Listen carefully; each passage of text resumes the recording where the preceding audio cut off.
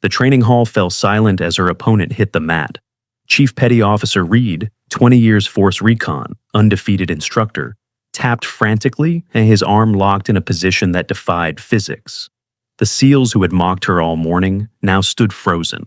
Nobody had seen how she moved. 1 second, he was attacking with that smug grin. The next, he was on the ground, struggling to hide the tears in his eyes. She released him instantly, stood at attention, and said the only words she had spoken all day. "Permission to leave the mat, sir. From which city in the world are you watching this video today?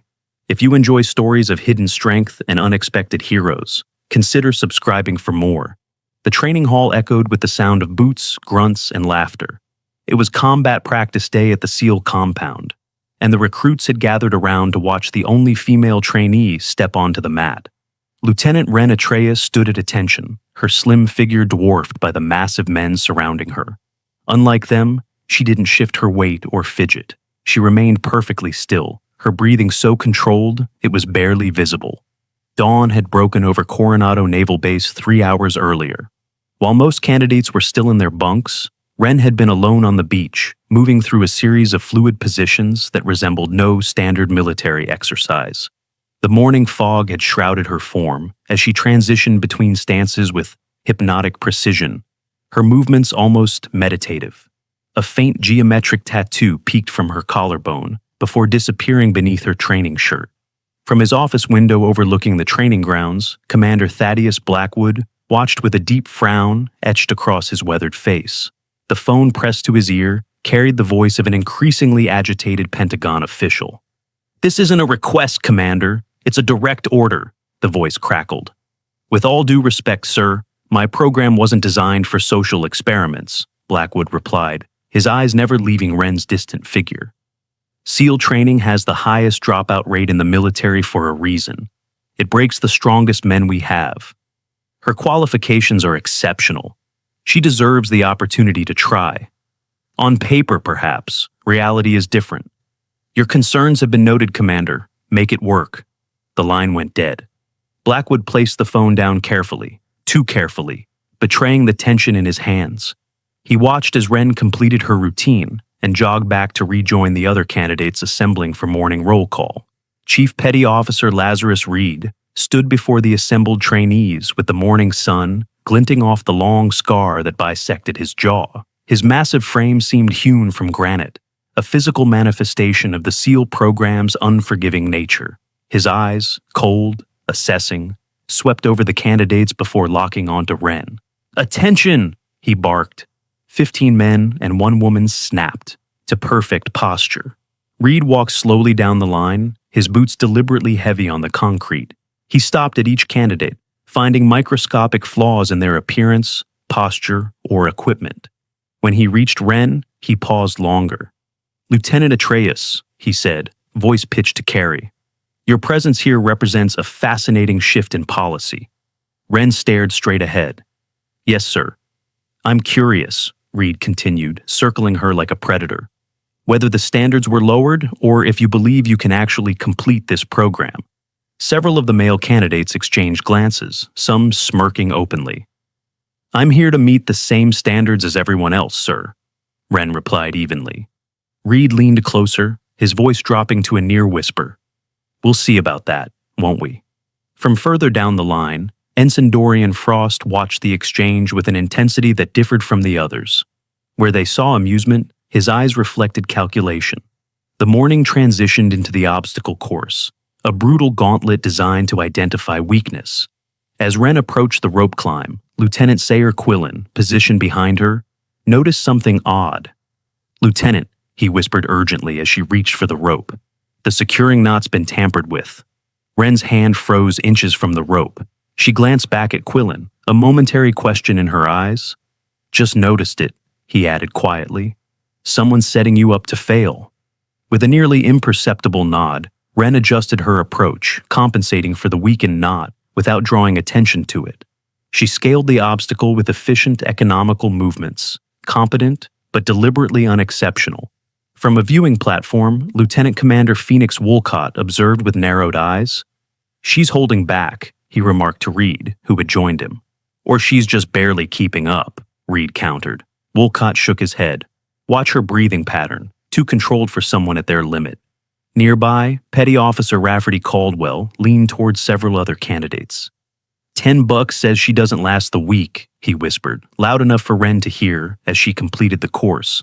That evening, Wren entered the barracks to find a folded note placed precisely on her bunk. The other candidates were at mess, leaving her momentarily alone. She unfolded the paper, her expression unchanging as she read, "They know you were at Vashti Station. Watch your 6.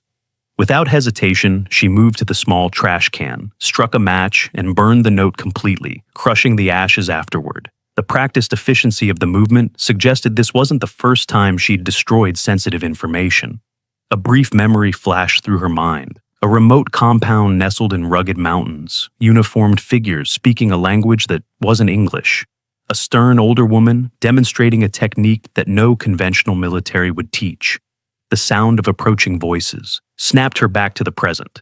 By the time the other candidates entered, Wren was calmly organizing her gear, any evidence of the note completely eliminated. The next morning brought tactical training.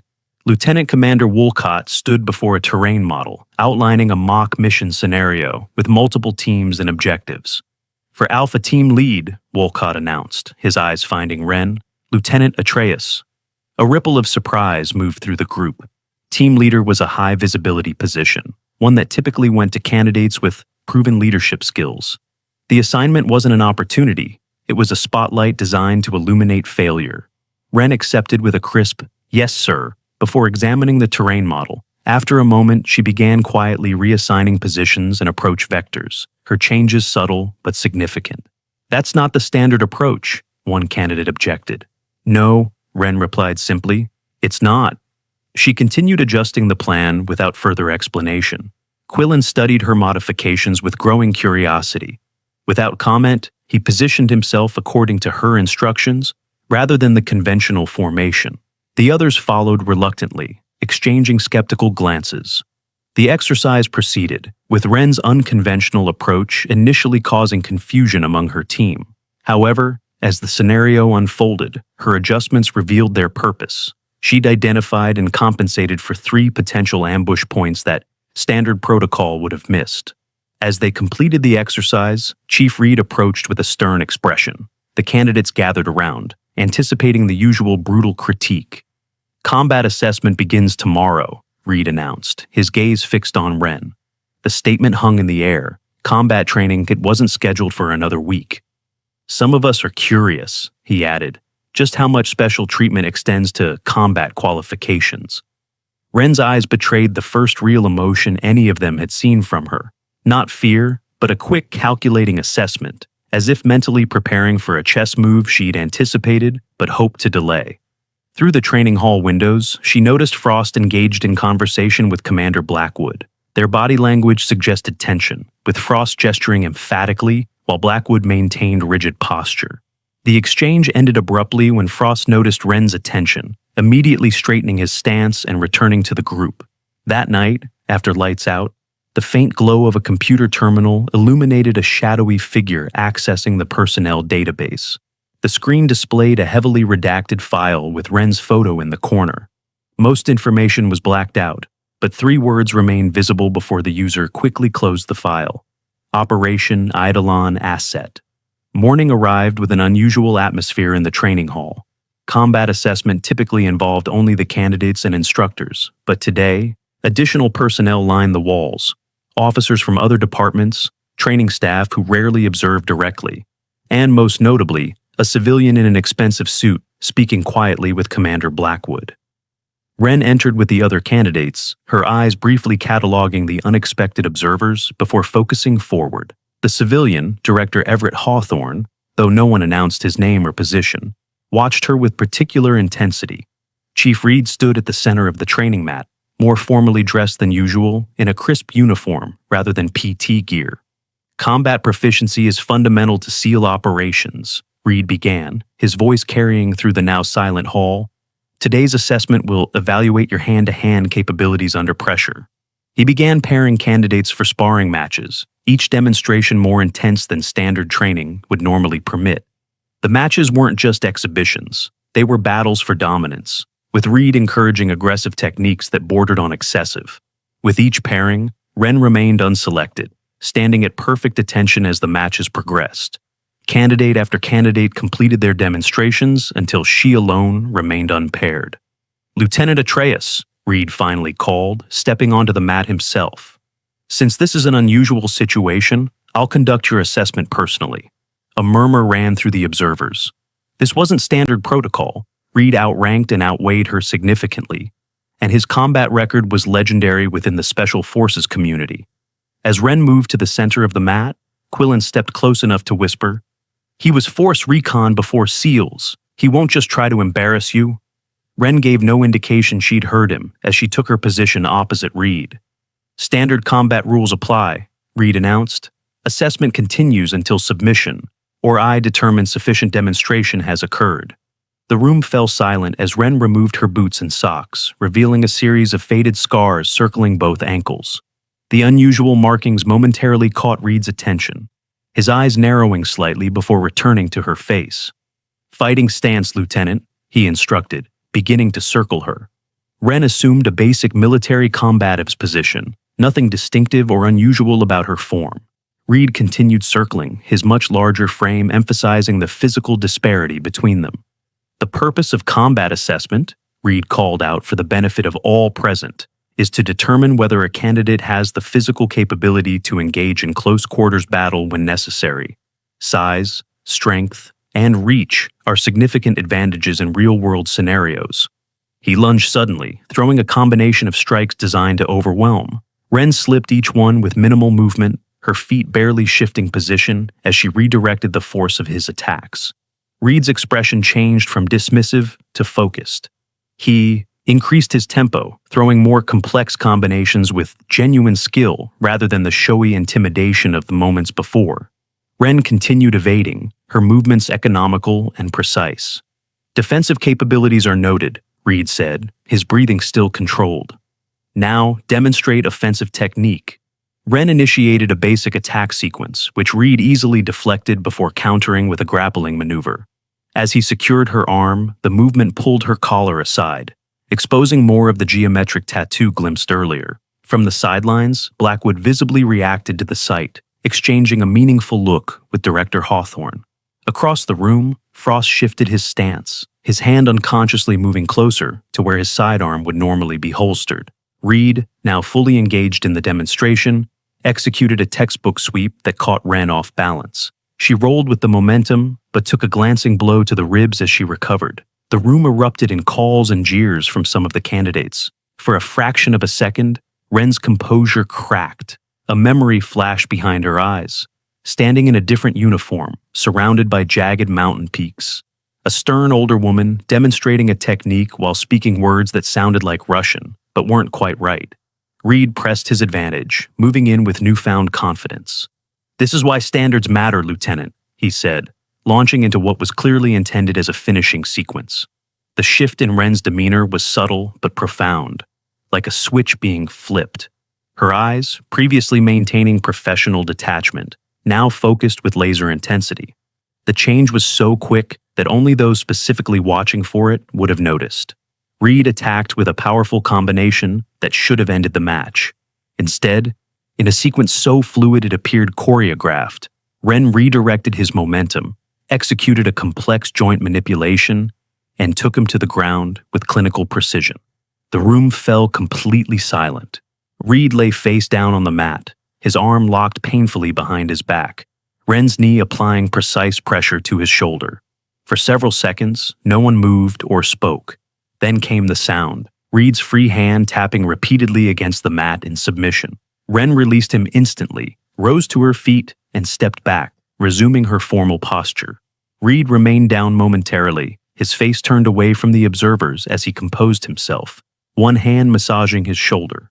When he finally stood, his expression was unreadable, a mixture of pain, surprise, and something deeper. The recognition that he had fundamentally misjudged a situation. In front of his colleagues, his subordinates, and his command, he had been not just defeated, but outclassed. "Permission to leave the mat, sir," Ren requested quietly, maintaining perfect military bearing. Reed managed a terse nod. "Dismissed, Lieutenant." Wren executed a perfect about-face and walked toward the exit. No one spoke as she passed. The candidates who had been jeering moments before now stood frozen, reassessing everything they thought they knew about the woman they had dismissed. Quillen followed her with his eyes, his expression thoughtful rather than shocked. At the periphery of his vision, he noticed Frost slipping out through a side door, moving with unusual urgency. Commander Blackwood and Director Hawthorne were already engaged in intense whispered conversation, their eyes tracking Wren as she disappeared through the exit. In the locker room, alone for the moment, Wren examined the blow she had taken to her ribs.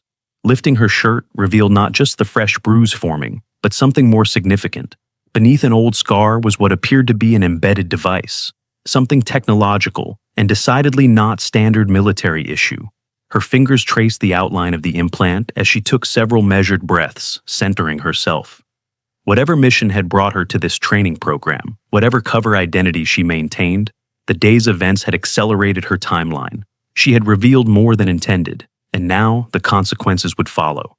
Footsteps approached the locker room. Wren lowered her shirt and composed herself, ready to face whatever came next. The revelation on the mat wasn't the end. It was merely the first move in a game that was only beginning to unfold. Have you ever noticed how the most capable people rarely need to prove themselves until pushed too far? Share your thoughts about this turning point in the comments below, and subscribe if you want to see what happens next to Lieutenant Atreus. What do you think her mysterious tattoo means? In a breathtaking sequence, Wren redirected Reed's momentum, executed a complex joint manipulation, and took him to the ground with clinical precision.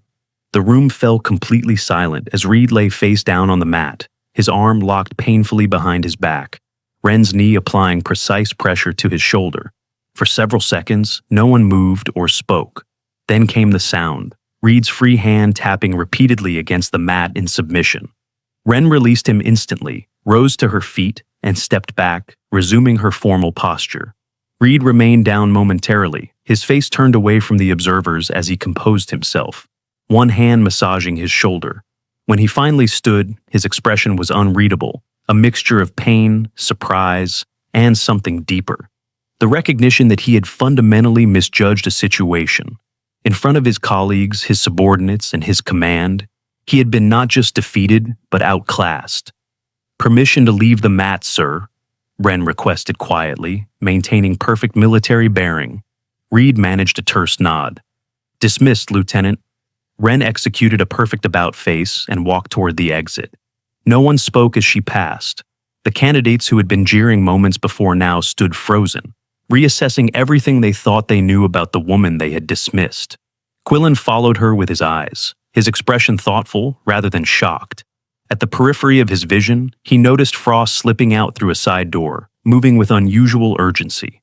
Commander Blackwood and Director Hawthorne were already engaged in intense whispered conversation, their eyes tracking Wren as she disappeared through the exit. In the locker room, alone for the moment, Wren examined the blow she had taken to her ribs. Lifting her shirt revealed not just the fresh bruise forming, but something more significant. Beneath an old scar was what appeared to be an embedded device, something technological and decidedly not standard military issue. Her fingers traced the outline of the implant as she took several measured breaths, centering herself. The device was still intact, its purpose hidden from those who didn't know to look for it. But the day's events had accelerated her timeline. She had revealed more than intended, and now the consequences would follow. The remainder of the day passed in strained silence. No one mentioned the combat assessment, yet it hung over the compound like a storm cloud. Candidates who had previously gone out of their way to mock Wren now gave her a wide berth, their expressions a mixture of confusion and newfound wariness. As evening approached, Wren methodically checked her gear before slipping away from the barracks, moving with the confidence of someone intimately familiar with avoiding detection. She positioned herself near the administrative building, camera in hand, waiting with preternatural patience. 23 minutes later, her vigilance was rewarded. Ensign Frost emerged from a side entrance, glancing furtively before proceeding toward the communications building. 3 minutes after that, Lieutenant Commander Woolcott appeared, following the same path. Wren captured clear images of their meeting in the restricted area, their body language suggesting a conversation far more intense than casual interaction between officers. When they separated, She waited another 17 minutes before returning to her position, encrypting the photos through a protocol that wasn't standard military issue. She transmitted the encrypted data through a hidden communication channel embedded in what appeared to be a standard message to family. The reply came almost immediately. Insufficient evidence. Maintain cover. Ren deleted all traces of the communication, her expression unchanged despite the clear frustration the message must have caused. She would need more than suspicious behavior to complete her mission. She would need proof. The next morning at formation, a subtle but significant shift had occurred. The candidates maintained standard protocol, but their postures had changed when addressing Ren, a nearly imperceptible straightening, eyes focused slightly above her head rather than dismissively downward. Not respect exactly, but a reassessment of threat level. Lieutenant Commander Wolcott approached the group with a folder tucked under his arm, his perpetual frown more pronounced than usual. "Tonight's exercise has been modified," he announced without preamble. "Night infiltration of the southern compound. Live ammunition will be used by the opposing force." The candidates exchanged glances. Live ammunition was typically reserved for the final phases of training, not preliminary exercises. "Teams will be as follows," Wolcott continued, reading from his list. He assigned groups methodically until reaching the final team. Team 4, Ensign Frost commanding, with Lieutenant Atreus, Petty Officer Caldwell, and Lieutenant Quillen. Ren's face remained impassive, but her mind cataloged the unusual grouping. Placing her under Frost's command created a specific power dynamic, while including her most vocal critic and only potential ally, ensured maximum friction and minimum support. As the candidates dispersed to prepare, Quillen approached Ren, his voice low. "Something's off about tonight's exercise," he said, falling into step beside her. "The parameters have changed 3 times in the last 24 hours. Ren considered him carefully. "Keep your distance from me during the op, Lieutenant. That's the opposite of standard protocol." "Sometimes standard protocol gets people killed," she replied, then added more gently, "Just trust me on this one." Quillen studied her face, searching for something. Whatever he saw there made him nod once before walking away. The sun descended beyond the horizon, painting the training compound in the deepening shadows as the teams prepared for the night operation. Ren methodically checked her equipment, paying particular attention to items standard issue gear lacked: a specialized signal jammer disguised as a tactical radio component, a ceramic blade concealed within her boot, and a modified emergency beacon embedded in her dog tags. Team 4 gathered at their designated departure point, Frost reviewing the operation parameters with brisk efficiency. "Our objective is to infiltrate the communications hub at the southern compound, extract the target data package, and exfiltrate without detection," he stated, unfolding a tactical map. "Standard formation with Lieutenant Atreus on point." Caldwell frowned. "Sir, with all due respect, putting the least experienced operator on point seems—" "The assignment stands, Petty Officer," Frost interrupted sharply. "Lieutenant Atreus has demonstrated certain capabilities that make her uniquely suited for the role." Ren met his gaze evenly, recognizing the calculated risk he was taking. By placing her at the front, he was either setting her up as a target or acknowledging her skills. The ambiguity was deliberate and telling. Under cover of darkness, Team 4 moved toward their objective, maintaining communication through tactical signals rather than radio. Ren led, moving with a confidence that belied the treacherous terrain. 20 minutes into their approach, she halted the team with a raised fist. Something was wrong. The operation zone layout had subtly shifted from the briefing materials. The security patterns were different, more aggressive than standard training protocols would dictate. And most concerning, Frost had been gradually steering them away from their assigned route. "Sir," she whispered, turning back to Frost, "we've deviated 14 degrees from the planned insertion vector." Frost's expression hardened. "Tactical adjustment based on observed patrol patterns, Lieutenant. Continue forward." Ren maintained eye contact a moment longer than protocol would suggest, then nodded and resumed their advance. 3 minutes later, her tactical radio emitted a short burst of static before going silent. Not equipment failure, but deliberate jamming. Through her night vision goggles, Ren detected movement in the tree line ahead, figures moving with a precision that didn't match the supposed opposing force for the exercise. Their movements were too coordinated, too professional. These weren't role players or instructors. She signaled the team to take cover just as Frost's voice came from behind her. "Team, we're splitting up to create multiple approach vectors," he announced quietly. "Caldwell, you're with me heading east. Quillen, take the western approach. Atreus, maintain the central line and establish the forward observation post." The orders effectively isolated each team member, with Wren positioned most vulnerably. Before she could object, Frost continued. "Move out now. Communication blackout until the rendezvous point."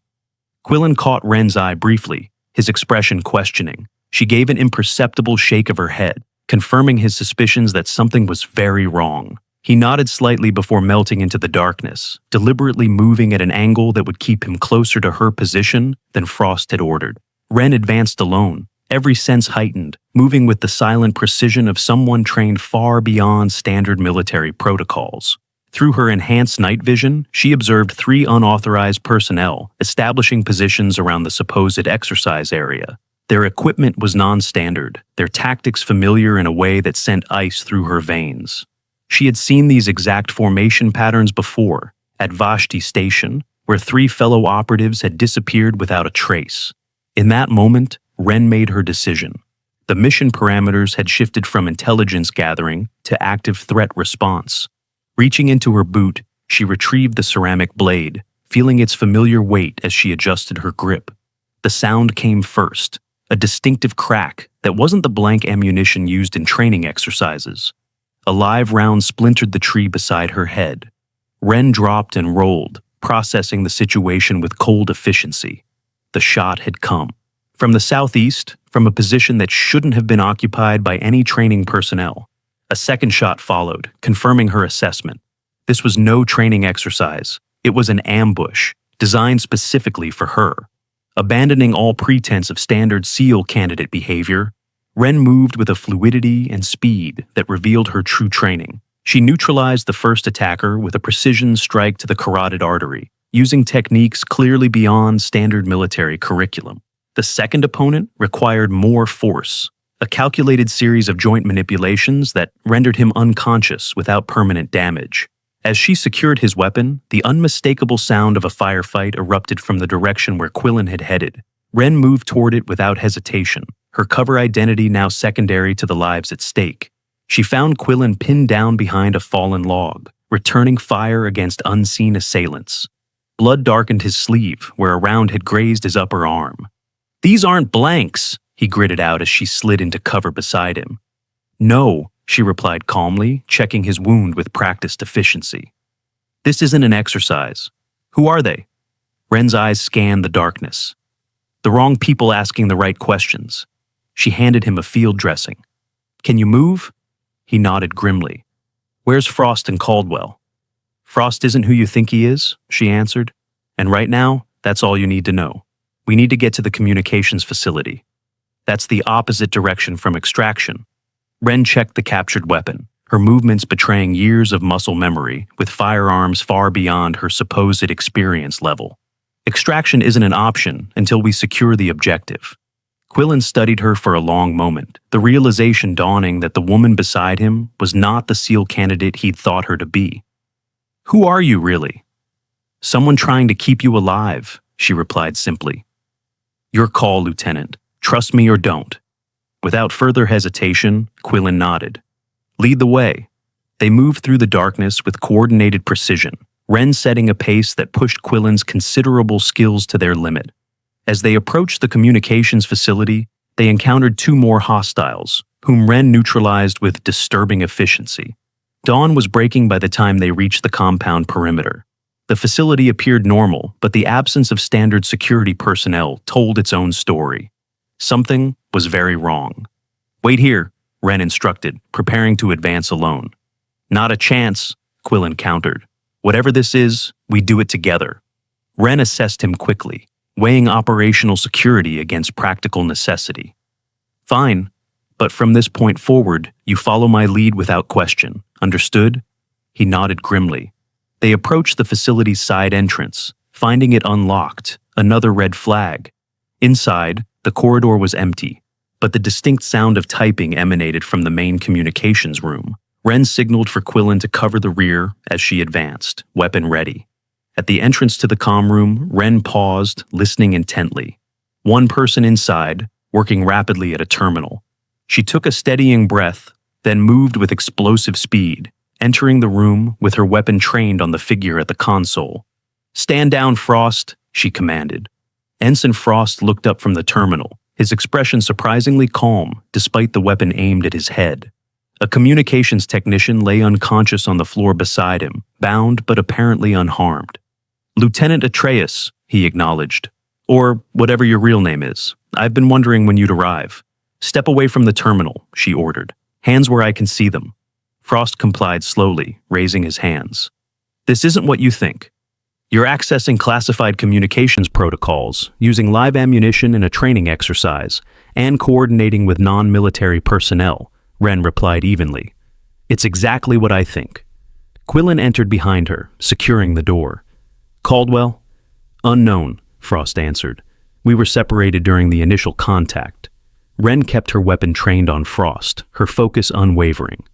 "The flash drive. Remove it and slide it over."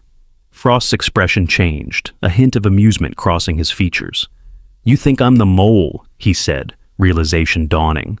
"That's why you're here. That's what this whole charade has been about." "The drive," Wren repeated.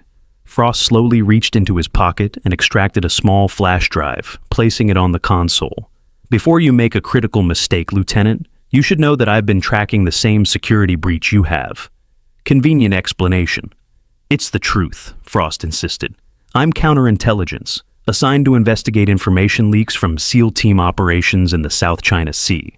Wren's expression remained unchanged, but her mind was rapidly reevaluating possibilities. If Frost was telling the truth, it would explain his unusual behavior and interest in her. But it could also be an elaborate cover story. "You've been watching me?" she stated. "Of course I have. An unprecedented female candidate with redacted service records and combat skills that don't match any known military training program? You practically scream operational asset." He gestured to the terminal.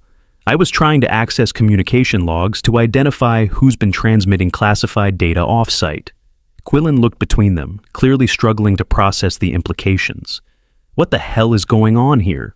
Before either could answer, the security alarms throughout the facility suddenly activated, their piercing wail shattering the tense standoff. "That's the breach protocol," Frost said urgently. "Someone's overriding the security systems." Wren's instincts flared. "We need to move, now."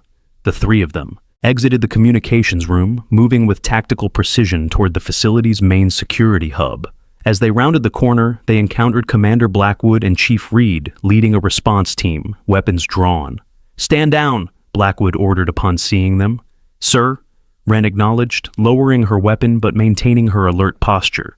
"The facility's been compromised. We have unknown hostile forces on the perimeter and potential internal security breaches." Blackwood's expression hardened as he assessed the situation. "My office, all of you, now."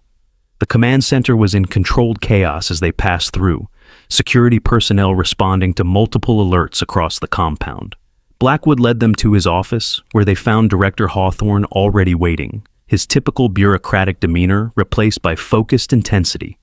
"Close the door," Blackwood instructed once they were all inside. Chief Reed took up position near the entrance, his expression unreadable as he surveyed the room. Blackwood turned to Wren. "Lieutenant Atreus, I believe it's time you told us exactly why you're in my program." Wren maintained her composure, weighing operational security against the rapidly deteriorating situation. Before she could respond, Hawthorne placed a file on the desk with Project Vesper stamped across its cover. "3 Vesper operatives have disappeared in the last month," Hawthorne stated flatly. "All had connections to SEAL team operations in the South China Sea." The designation triggered something in Wren's expression, not surprise, but confirmation. Her military bearing remained intact, but something more dangerous emerged in her posture, a predatory readiness that hadn't been fully visible before. Reed noticed the change immediately, his hand instinctively moving closer to his sidearm. The realization that he'd been kept in the dark about her true identity was evident in his eyes. Wren assessed each person in the room, calculating risks and options. "How much do you know, Director?" "Enough to understand that you're not here to break gender barriers in the SEAL program," Hawthorne replied. Your presence was authorized at the highest levels as part of a counterintelligence operation. Frost leaned forward. I knew it. You're hunting the same leak I am. Wren neither confirmed nor denied. Her attention focused on Hawthorne. The Vashti Station incident wasn't in any briefing materials. Because it never officially happened, Hawthorne answered. Just like the three operatives who never officially existed. Understanding passed between them, an acknowledgement of the shadow world they both inhabited, where operations and personnel existed in the gaps between official records. I maintain my cover as instructed, Wren stated, until today's breach made that impossible. Blackwood's expression darkened. You're telling me my program has been used as bait in some classified operation without my knowledge? Not without. Knowledge, Commander, Hawthorne corrected. Without complete disclosure. Need-to-know protocols were in effect. Reed stepped forward, frustration evident in his posture. With all due respect, sir, if we're dealing with a security breach serious enough to warrant this level of deception, we need to know what we're up against. Wren turned to him, measuring her words carefully. What you're up against, Chief, is someone inside your command structure who's been selling SEAL team positions and operational details to foreign intelligence services. The statement hung in the air like a physical presence, its implications rippling through the room. Reed's expression shifted from frustration to cold anger as the reality sank in. A traitor among those he trusted with his life and the lives of his men. Who? He demanded simply. That's what I was sent to determine, Wren replied. Blackwood turned to Frost. And your role in this, Ensign?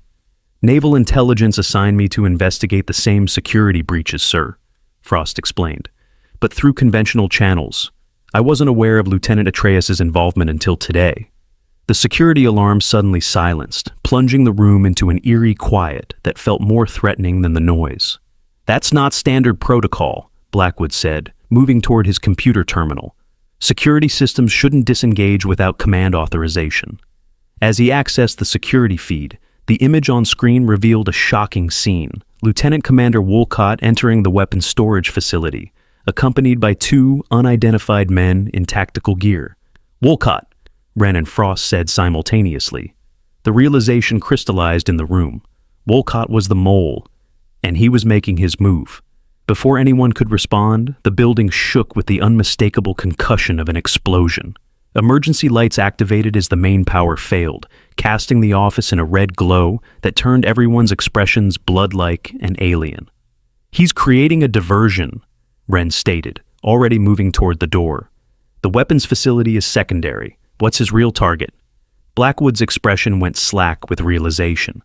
The operations server. It contains the next 6 months of SEAL team deployments, personnel rosters, and operational parameters. Where?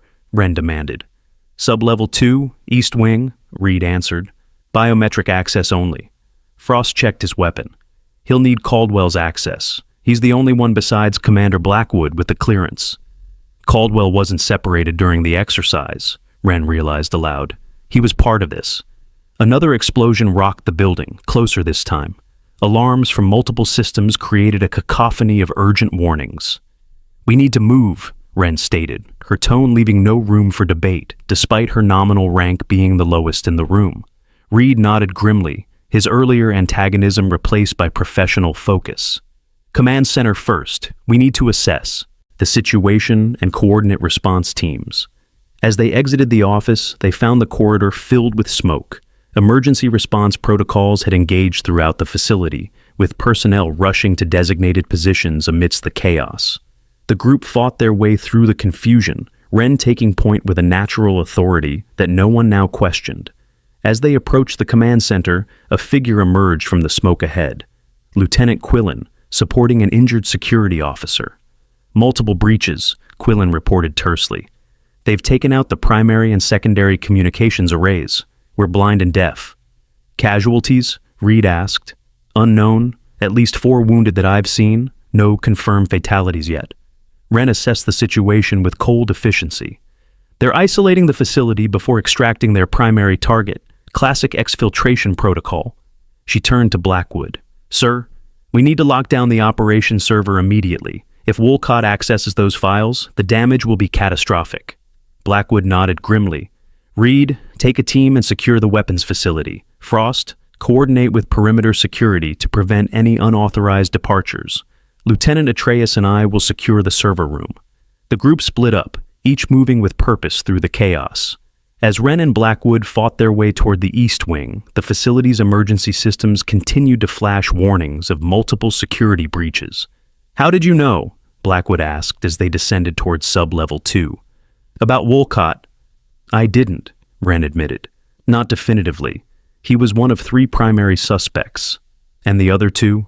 "You and Reed." Blackwood absorbed this without visible reaction. "And now?" "Now I know it's Wolcott," Wren replied. "The question is whether he's acting alone." They reached the security door leading to sub-level 2, finding it partially damaged by what appeared to be a targeted explosive charge. Beyond it, the corridor showed signs of a brief but intense firefight. Shell casings littered the floor, and blood smeared one wall where someone had been wounded. "They're already inside," Blackwood stated grimly, drawing his sidearm. Wren moved ahead cautiously, her posture and movements now fully revealing her specialized training. Gone was any pretense of being a standard military officer. Every step, every gesture spoke of years of conditioning beyond conventional forces. As they approached the server room, they heard voices, Wolcott giving terse commands, and another voice responding with technical information about the server systems. The door stood ajar, light spilling into the darkened corridor. Wren signaled for Blackwood to hold position while she advanced. Peering carefully around the doorframe, she assessed the situation, Wolcott standing over a technician who was frantically downloading data from the main terminal. 2 armed men in tactical gear secured the room, while a third lay wounded on the floor. Of Caldwell, there was no sign. She withdrew silently, returning to Blackwood's position. 2 hostiles plus Wolcott. 1 civilian technician under duress. They're already accessing the servers. "Options?" Blackwood asked, deferring to her expertise despite the command structure. "Direct confrontation risks the technician and the data," Wren replied. "We need to—" Her analysis was cut short by the sound of approaching footsteps from behind them. They turned to find Frost advancing with 2 security officers, moving with tactical precision. "Perimeter teams engaged hostiles attempting to breach the east fence," Frost reported quietly. "Reed has secured the weapons facility, but Caldwell wasn't there." "He's with Wolcott," Wren concluded. "The perfect inside man, high clearance, vocal critic of changes to the program, no obvious connection to Wolcott outside of normal operations." Frost nodded grimly. "What's the play?"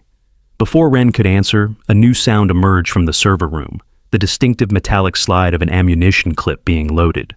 Following it came Wolcott's voice, unnervingly calm. "I know you're out there," he called. "And I know who you are, Lieutenant Atreus. Or should I use your designation, Vesper 9? The use of her operational codename confirmed what Wren had suspected. Wolcott wasn't just selling information. He was directly connected to the disappearances at Vashti Station. "You have 2 options," Wolcott continued. "Walk away and let us complete our business, or come in and watch this technician die before you join him. Your choice, Vesper 9.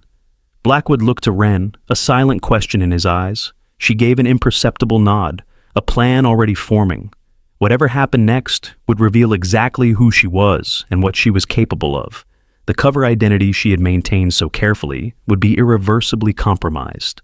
But as the server room door swung fully open, revealing Wolcott holding a gun to the terrified technician's head, with Caldwell standing guard at the main terminal, Wren knew her mission parameters had changed. The truth of her identity was now secondary to stopping what was unfolding before them. "It's happening now," she said quietly to Blackwood. "They're extracting their asset and everything he knows." As they prepared to respond, Frost's radio crackled to life with Reed's voice, urgent and strained. "Commander, be advised, we have a serious situation. Wolcott has rigged explosives throughout the facility. I repeat, the entire compound has been wired. We need immediate evacuation protocols." Blackwood's face hardened with the realization of just how comprehensive the betrayal had been. "If you know who she is," he called to Wolcott, "then you know what she's capable of." "I'm counting on it," Wolcott replied, his voice carrying an unsettling confidence. "After all, she's the reason I'm here." The implications of that statement hung in the air, transforming the standoff from a security breach to something far more personal and dangerous. Wren's expression changed for the first time, a cold, focused intensity that made even Blackwood step slightly away from her. "Who sent you?" Wren called out, her voice carrying a dangerous edge that hadn't been present before. Wolcott laughed. "You really don't know, do you? After all this time, they kept you in the dark about who's really pulling the strings." He adjusted his grip on the technician, who whimpered in fear. "Come in alone, and I'll tell you everything. About Vashti Station, about your missing colleagues, about the implant in your ribs." Frost shot a questioning look at Wren, who ignored it, her focus absolute on the standoff before them. "1 minute," Wolcott called out. "Then I start shooting. Your call, Vesper 9. In that moment, with the facility in chaos, explosives threatening the entire compound, and a traitor holding the key to mysteries that had haunted her for months, Wren made her decision. Her hand went to her dog tags, fingers briefly touching the emergency beacon embedded within them. "I'm coming in," she called, holstering her weapon. "Alone." As she stepped forward, Blackwood caught her arm. "Lieutenant," he said quietly, "if you know what he's talking about, if you know who sent him, we need that information." Wren met his gaze steadily. "What I know, Commander, is that he's not who you think he is, and neither am I." With those words, she moved toward the server room door, hands raised in apparent surrender. But the set of her shoulders and the deadly focus in her eyes told a different story. This wasn't submission, but the calculated approach of a predator. Behind her, Frost whispered urgently to Blackwood, "Sir, we need to know who she really is." Blackwood watched as Wren disappeared into the server room, the door closing behind her. "I think," he replied grimly, "we're about to find out." Have you ever witnessed someone reveal their true abilities when it mattered most? That moment when all pretense falls away and you see who they really are? Drop a comment below with your thoughts on Wren's true identity, and subscribe to find out what happens when she confronts Wolcott in the explosive conclusion. Wren stepped into the server room, hands raised, maintaining an appearance of surrender while her mind calculated angles, distances, and vulnerabilities. Wolcott stood with his back to the main server bank, one arm locked around the technician's neck, the other holding a pistol to the man's temple. Caldwell monitored the data transfer at the terminal, a flash drive blinking as it absorbed classified information. 2 men in tactical gear flanked the room, weapons trained on the door. "Close it," Wolcott ordered. Wren complied, pushing the door shut behind her without taking her eyes off Wolcott. "You wanted me. Here I am." Wolcott studied her with clinical interest. "The infamous Vesper 9. I expected someone more intimidating, given your reputation." "Sorry to disappoint," Wren replied evenly. "That seems to be going around. I expected better from a decorated officer than selling out his country and his men." A cold smile crossed Wolcott's face. "Always so binary in your thinking, loyalty to country, betrayal of country. The world isn't that simple anymore, Lieutenant." "It is from where I stand." "That's because you don't know who you really work for," Wolcott replied. "None of you Vesper assets do. You're just tools, programmed to follow orders without question." Wren's expression remained neutral, but her eyes tracked every movement in the room. Caldwell's nervous glances at the data transfer progress bar, the slight shift in the stance of the armed men, the trembling of the technician.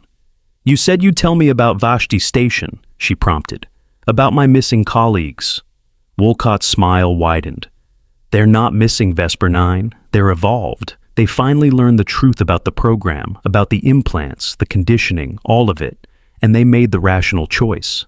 "Which was?" "To join the winning side," Wolcott said simply. "The same choice I'm offering you now." Wren took a measured step forward. "And who exactly is the winning side in this scenario?" "The side that understands the future," Wolcott replied.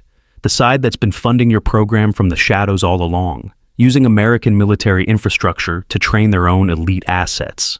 A flicker of doubt crossed Wren's face, so brief that only someone trained to look for it would notice. Wolcott saw it and pressed his advantage. "They never told you where the Vesper program really came from, did they? Who designed those implants in your body? Why children from conflict zones were specifically selected?" His voice carried genuine curiosity beneath the mockery. "How much loyalty do you owe to people who've lied to you your entire life?" The technician whimpered as Wolcott's grip tightened. Outside, distant alarms continued to wail as the facility responded to the security breach. The data transfer progress bar reached 78%. "Commander," Caldwell interrupted, "we're at 7 minutes until remote detonation." "Plenty of time," Wolcott replied without looking away from Wren.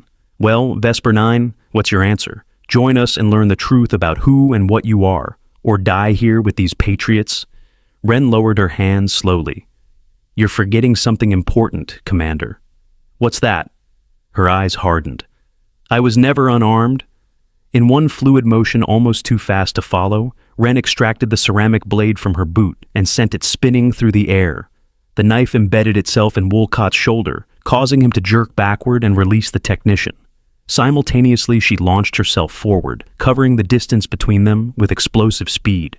The armed guards opened fire, but Wren was already moving, using the technician as a shield as she pushed him toward the door. A round grazed her arm as she executed a combat roll behind a server bank, drawing fire away from the civilian.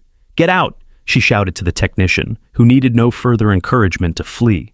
Wolcott recovered quickly, pulling the blade from his shoulder with a grimace. "Kill her!" he ordered the guards, pressing his hand against the wound.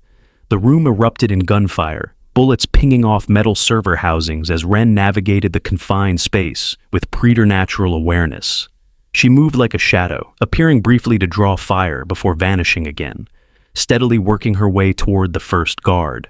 When she reached him, there was no hesitation, no wasted movement. 3 precise strikes neutralized him, the third rendering him unconscious as she appropriated his weapon. The second guard advanced more cautiously, but the outcome was the same: a blur of movement, a series of impacts too fast to follow, and another body on the floor. Caldwell abandoned the terminal, drawing his sidearm and firing wildly in Wren's direction. "She's not human!" he shouted, panic evident in his voice. "What the hell is she?" "The result of 30 years of specialized training and enhancement," Wolcott answered coldly, retrieving his own weapon. "But still just flesh and blood." They spread out, trying to flank Wren's position. The server room had become a deadly maze, with limited visibility and multiple angles of fire. For 30 seconds, an eerie silence fell, broken only by the soft hum of electronics and the distant alarms. 5 minutes to detonation," Caldwell called out nervously. From somewhere in the darkness came Wren's voice, unnervingly calm. "Those explosives won't help you if you're dead before they detonate." A sudden commotion at the door interrupted the standoff as it burst open.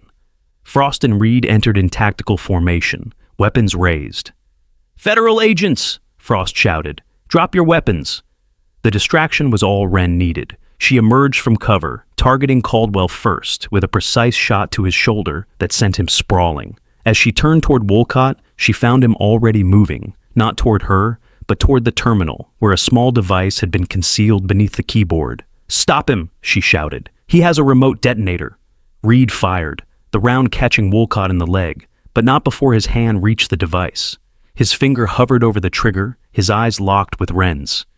"You could have been so much more," he said, almost regretfully. "You still can be. This isn't over." "Drop it now!" Frost commanded, advancing steadily. Wolcott smiled. "Vesper sends their regards." His finger moved toward the button. Time seemed to slow for Wren as her training took over. She lunged forward, covering the distance in a heartbeat, her hand closing around Wolcott's wrist with crushing force. Bones cracked beneath her grip as she wrenched his arm away from the detonator. He screamed in pain and rage as the device clattered to the floor. "It's over," she said quietly, forcing him to his knees. Frost moved in quickly, securing the detonator while Reed handcuffed the wounded Wolcott. Blackwood appeared in the doorway, taking in the scene with a mixture of shock and grim satisfaction. "The compound?" Wren asked, her breathing hardly elevated despite the intense combat. "Evacuation in progress," Blackwood replied. "EOD teams are locating and disarming the devices now." Wren nodded, then turned her attention to the terminal. The data transfer had completed, the classified information now contained on the flash drive still inserted in the port. She removed it carefully, handing it to Frost. "You'll want to verify what was taken and who received previous transmissions," she said. Frost accepted the drive, studying her with new eyes. "Lieutenant, that's not necessary anymore," she interrupted quietly. "We both know that's not who I am." "Then who are you?" Reed asked, securing a bleeding Caldwell. "Really?" Before she could answer, Director Hawthorne appeared in the doorway, accompanied by several men in suits who were clearly not standard military personnel. "She is a Level 8 classified asset of Project Vesper," Hawthorne stated, his bureaucratic demeanor now replaced with commanding authority. "And this situation is now under the jurisdiction of the Joint Special Operations Command." The room fell silent as the implications settled. Hawthorne turned to Wren. "Status report, Operative." Wren straightened imperceptibly, her posture shifting to a different kind of attention than standard military protocol. "Primary objective achieved. Target identified and neutralized. Data breach contained. Casualties: multiple wounded. No confirmed fatalities among friendly forces." Hawthorne nodded, satisfied. "Excellent work." He turned to Blackwood. "Commander, your facility is now under temporary lockdown. No communications in or out until this situation is fully contained. I need your EOD teams to coordinate with my personnel to ensure all explosive devices are located and neutralized." Blackwood bristled visibly at the command. "With all due respect, Director, this is still my base, and those are my men out there. I need to know exactly what's going on." "And you will," Hawthorne assured him. "But first, we secure the site." Wolcott, still on his knees with Reed standing guard, laughed bitterly. "Tell him the truth, Director. Tell him what Vesper really is." Hawthorne ignored him, focusing on Wren. "You're injured," he noted, gesturing to the blood seeping through her sleeve. "Superficial," she replied. "The implant is undamaged." At the mention of the implant, Reed's expression darkened with suspicion. "What kind of operation are you running, Director? What have you done to her?" "Chief Reed," Wren interjected, her voice softer than it had been. "It's not what you think." "Then explain it," Reed demanded. "Because from where I'm standing, it looks like we've been used as pawns in some classified game, and you've been enhanced or programmed or God knows what else." The tension in the room escalated as Hawthorne's security team moved to establish a perimeter. Blackwood stepped between Reed and the director, sensing the potential for the situation to deteriorate further. "I think we all need some answers," Blackwood stated firmly, "starting with who exactly Lieutenant Atreus is and what Project Vesper entails." Hawthorne considered for a moment, then nodded. "Very well, but not here." He gestured to the server room, which was now a bullet-riddled crime scene. "Secure the prisoners and meet us in your office in 30 minutes. Full briefing." As Wolcott and Caldwell were led away, Wolcott turned back to Wren. "Ask him about the children," he said, his voice carrying an unsettling certainty. "Ask him why orphans were the only candidates." Hawthorne's expression remained impassive, but Wren caught the slight tension in his jaw, a tell she had been trained to recognize. Wolcott was hitting close to something real. 30 minutes later, Blackwood's office had been converted into an impromptu secure briefing room. Monitors displayed the status of the explosive ordnance disposal throughout the base, while additional screens showed the containment of the security breach. Blackwood, Reed, and Frost sat on one side of the table, with Hawthorne and Wren on the other. Quillen, his arm now properly bandaged, stood by the door. Project Vesper, Hawthorne began without preamble, was established in 1994 as a joint program between the CIA and DARPA. Its mission was to develop specialized human assets capable of operating in conditions and scenarios where conventional operators would be ineffective or compromised. Human enhancement, Blackwood stated flatly. Human optimization, Hawthorne corrected. The program identified candidates with specific physiological and psychological profiles, then provided them with training and support systems beyond conventional military parameters. "Candidates," Reed repeated, his eyes fixed on Wren. "You mean children?" Hawthorne didn't deny it. The program specifically recruited from conflict zones, children orphaned by war, with no family connections, who demonstrated exceptional physical and cognitive potential. "You experimented on orphans," Frost said, disgust evident in his voice. "We gave them purpose," Hawthorne countered. "Structure, a chance to serve in ways no one else could. The implants," he gestured to Wren's side, where the device was embedded, "enhance physical performance, aid in injury recovery, and provide certain operational advantages. They also track us," Wren stated quietly, monitor our biometrics, and can be remotely deactivated if necessary. The implications of her statement hung in the air. She wasn't just a soldier, she was, in some ways, a controlled asset. The program has produced some of our most effective operatives, Hawthorne continued. Lieutenant Atreus, or as she was designated, Vesper 9, has completed 17 critical operations in the past 3 years, including the extraction of the Tehran assets and the disruption of the Caracas network.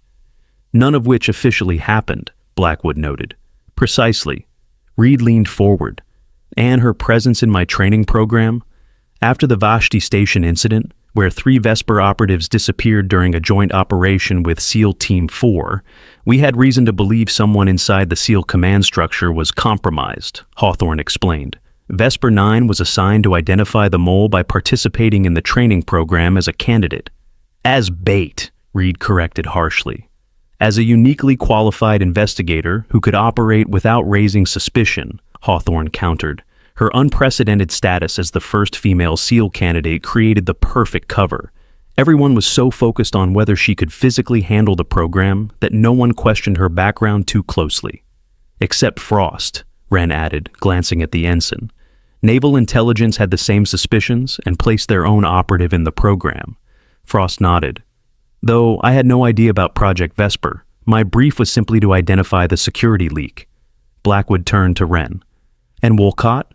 What was his role in all this? Lieutenant Commander Wolcott has been selling SEAL team positions and operational details to foreign interests for at least 18 months, Wren answered. The 3 missing Vesper operatives discovered his activities during their joint operation and were subsequently eliminated. By Wolcott? By his handlers, Wren clarified. The same people who attempted to extract him today. And who are they? Reed asked. Hawthorne intervened. That remains classified pending further investigation. What matters now is that the immediate threat has been contained. Reed wasn't satisfied. What about what Wolcott said? About the program being funded from the shadows? About the other Vesper operatives joining his side? A heavy silence fell over the room.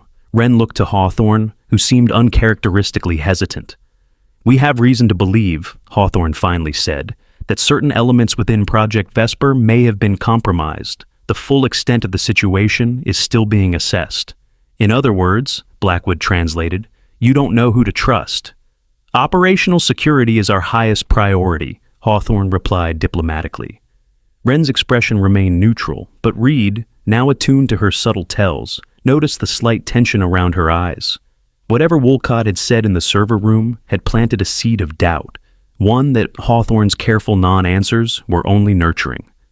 What happens now? Quillen asked from his position by the door. Now, Hawthorne said, standing, we contain this situation. The official report will state that a training exercise was compromised by unauthorized personnel, resulting in a security breach that was successfully repelled. Lieutenant Commander Wolcott and Petty Officer Caldwell will be listed as casualties of the incident, taken into federal custody for their involvement in espionage activities. And Lieutenant Atreus? Reed asked. Hawthorne glanced at Wren.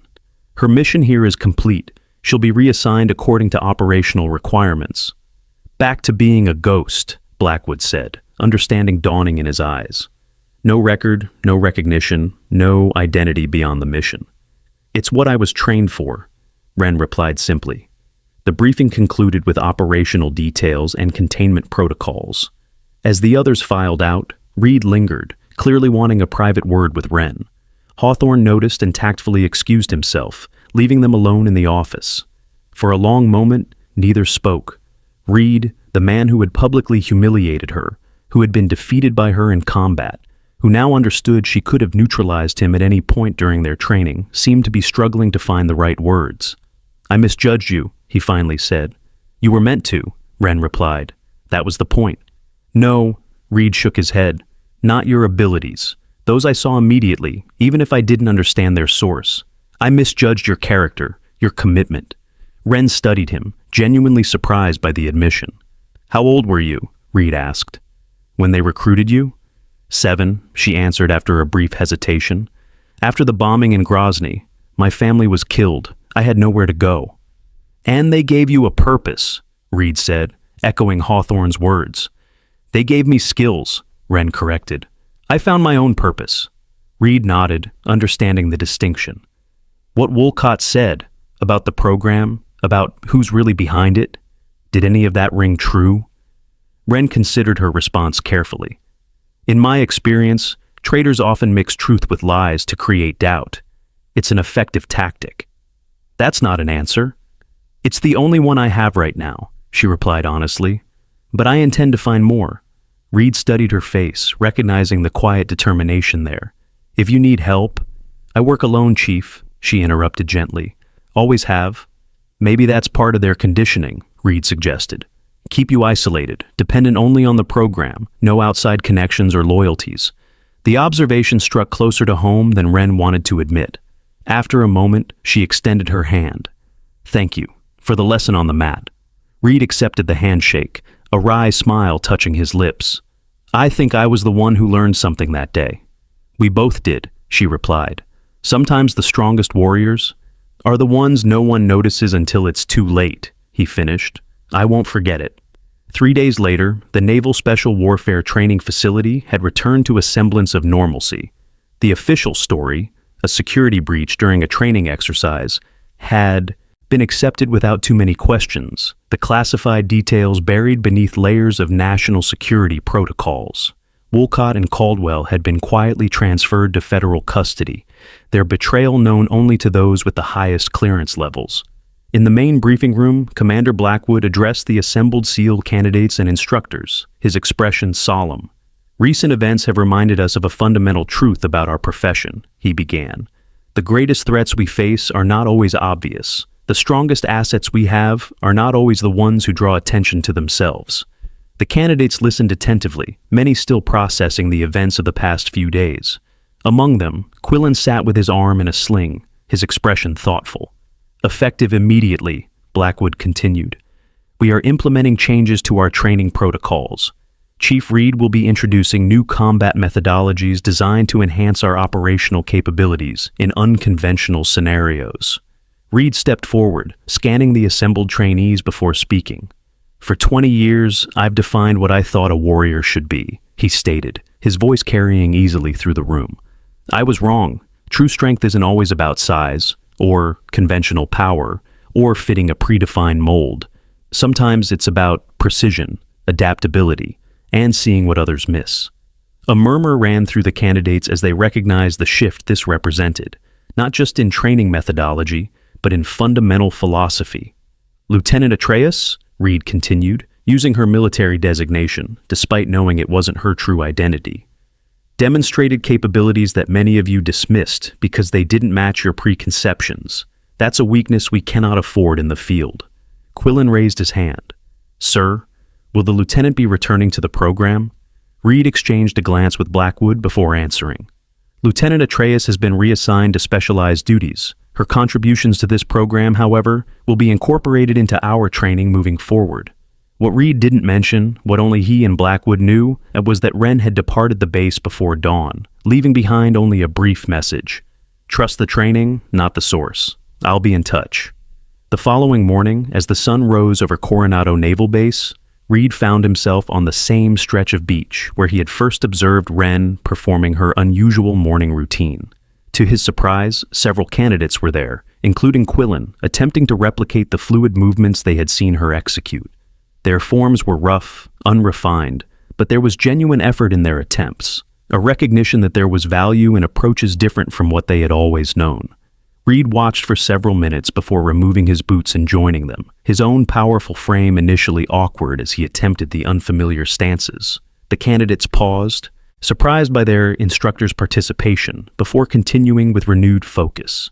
When the session concluded, the others returned to the barracks, leaving Reed alone on the beach. He continued practicing, his movements gradually becoming more fluid as he internalized the basics of the technique. Your form is improving, came a voice behind him. Reed turned to find Frost, or rather, the man who had been known as Frost during the operation, watching from a few yards away. I had a good teacher, Reed replied. Briefly. Frost nodded, understanding the reference. She made quite an impression. She was meant to. Was she? Frost questioned. Or was that just who she is, regardless of programming or training? Reed considered this. Does it matter? I think it does to her, Frost answered, especially now. He extended an envelope to Reed. This came for you through secure channels. My superiors thought it best delivered personally rather than through official networks. Reed accepted the envelope warily. Why? Given recent events, certain communications are being monitored more closely than usual, Frost explained. Some messages are better kept off the grid. After Frost departed, Reed opened the envelope to find a single photograph, a location he didn't immediately recognize, with coordinates written on the back in a precise hand. Beneath the coordinates was a simple message. Some lessons can only be learned through experience. He understood immediately. It wasn't just a message, it was an invitation. Somewhere, Wren was pursuing answers about Project Vesper, about the true nature of the program that had shaped her life, about the possibility of betrayal at the highest levels. And despite her training to work alone, she was offering him a chance to help. 6 weeks later, in a secure facility beneath the Pentagon, Director Hawthorne reviewed the latest intelligence reports with mounting concern. 3 more Vesper operatives had gone dark, their implant signals disappearing within days of each other. The pattern was too consistent to be coincidence. Any update on Vesper 9? He asked his assistant. No, sir. No contact since the Coronado operation. Hawthorne frowned. And Chief Reed? Took an unexpected leave of absence 3 weeks ago. Personal reasons, according to his commanding officer. Find them, Hawthorne ordered. Both of them, now. As his team scrambled to comply, Hawthorne turned to the window, his reflection staring back at him from the darkened glass. The program was unraveling, the careful work of decades threatened by questions he had hoped would never be asked. Questions about funding sources, about selection criteria, about the true purpose behind creating these specialized operatives. What he didn't know, what he couldn't see, was that at that very moment, similar conversations were occurring in government facilities across the globe, all focused on finding the assets now operating outside established parameters. Meanwhile, in a remote mountain region on the other side of the world, dawn broke over a small training compound nestled among jagged peaks. Inside, 2 figures worked through a series of fluid combat forms, Wren leading, Reed following, both moving with the synchronized precision of warriors who had found unexpected common ground. On a table nearby lay a collection of files and documents, the beginnings of an investigation into the true nature of Project Vesper and the forces behind it. And beside them, a tactical map marked with the locations of other facilities, other operatives, other pieces of the puzzle. Wren completed the sequence and turned to Reed. Again, she said simply. As they resumed their training, the geometric tattoo at Wren's collarbone caught the morning light. No longer a mystery, but a map coordinate pointing to the village where she had been found as a child. A reminder of where she had come from, and perhaps a guide to where she needed to go. Outside the compound, barely visible in the distance, stood 3 figures watching the facility, each bearing similar tattoos, each having made similar journeys from warfare to weaponization, from control to choice.